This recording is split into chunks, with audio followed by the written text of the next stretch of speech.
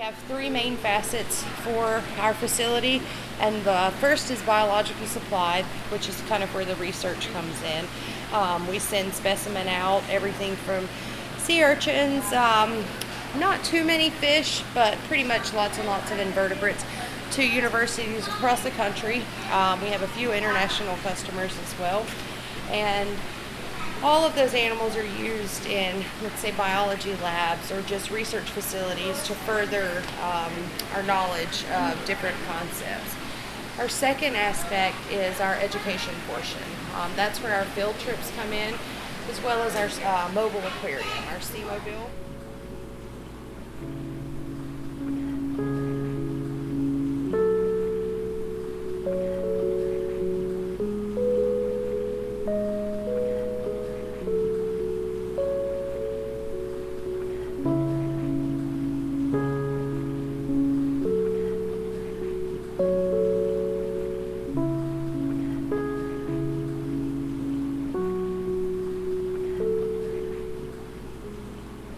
So our turtle rehab program, they stay here with us until they see the vet. They have been, okayed, whatever issue has been resolved.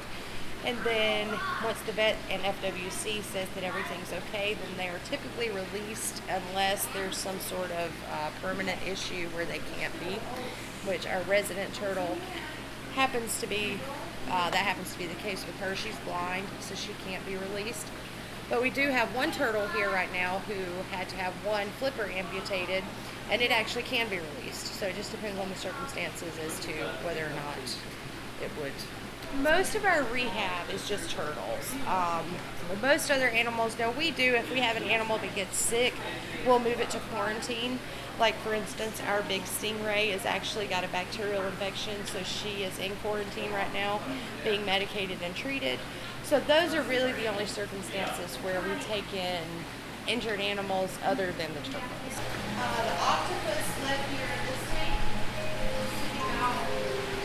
Sometimes they're interactive, but octopus have short lifespans, and some of our other staff are suspecting that maybe these guys are getting towards the end of that, and they're not quite as active as they were and aren't eating quite as much as they were. So we have two cuttlefish here. I don't know if you're familiar with cuttlefish and octopus, the cephalopods. They're highly intelligent. These are two males, so we had to separate them because otherwise they're aggressive towards each other, so you wouldn't want them together. We have our lionfish display in here, which are invasive species. So that's another aspect of our education, trying to educate on invasive species and why it's important. We don't want to introduce those species into the environments.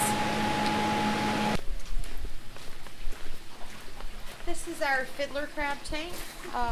It says fiddler crab. And basically this is supposed to just simulate the natural environment that they live in. If you're not familiar with them, you can take a look. Some of them will have one really big claw, some of them will have two small claws. The males are going to be the ones with the one large claw. And these guys are okay to pick up. Now there's a possibility they could pinch you, but it doesn't hurt too bad.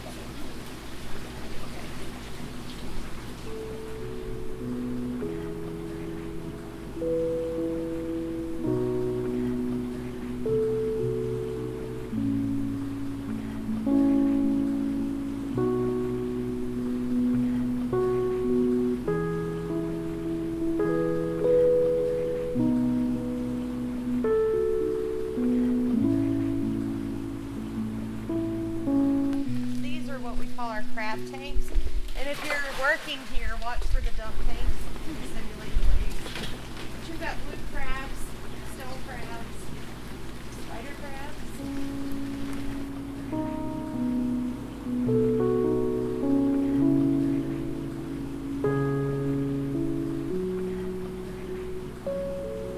then these guys are upside down jellyfish and mangrove jellies.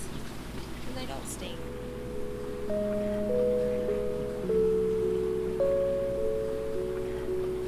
The horseshoe crabs, they don't have a stinger. They can't pinch you or bite you. And the girls are typically bigger than the boys.